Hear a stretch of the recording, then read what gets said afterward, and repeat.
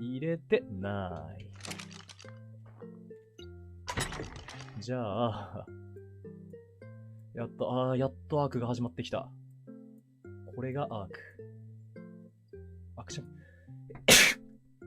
ミュートが間に合わなかった。ミュートが間に合わなかったし、夢追いさんがいつまでも画面に映ってることに今気づいた。ごめんなさい。夢追いさんはそろそろ参加するだろうけども。そして